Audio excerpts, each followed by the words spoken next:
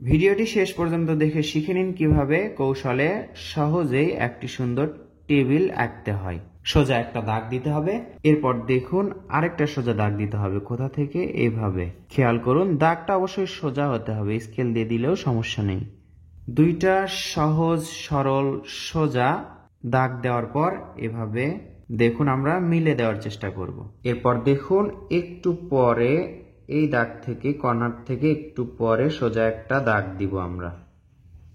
এরপর এই কর্নার থেকে একটু সরে আরেকটা সোজা দাগ দিব।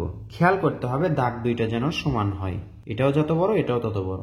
এরপর আমাদের দেখুন এখান থেকে এই বরাবর সোজা একটা দাগ দিতে হবে। এখন আমরা কি করব, দেখুন এখান থেকে এভাবে সোজা একটা দাগ দিব, এত দূর পর্যন্ত দুই পাশেই একই রকম ফাঁকা রাখবো। এরপর এখান থেকে দেখুন টেবিলের একটি পা, এইখানে আরেকটি পা, দুইটা পা আঁকলাম আমরা, এটাকে বলা হয় পায়া। এবার দেখুন এখান থেকে এই বরাবর আরেকটা দাগ টানবো, এই দাগটা আমরা ডাবল করে দিব।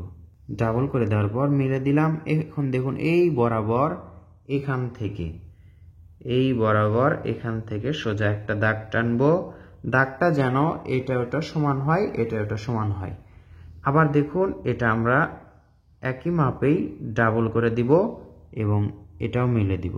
তো বন্ধুরা, এইভাবে আপনারা কৌশলে সুন্দর একটি টেবিল আঁকতে পারেন। স্কেল দিয়ে করলে আরো সোজা এবং সুন্দর হবে।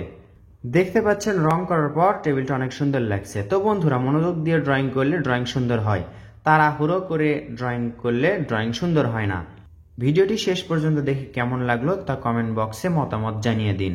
চ্যানেলটি সাবস্ক্রাইব বা ফলো করতে ভুলবেন না। পরবর্তী ভিডিও দেখার আমন্ত্রণ জানিয়ে এখানে শেষ করছি। আসসালামু আলাইকুম।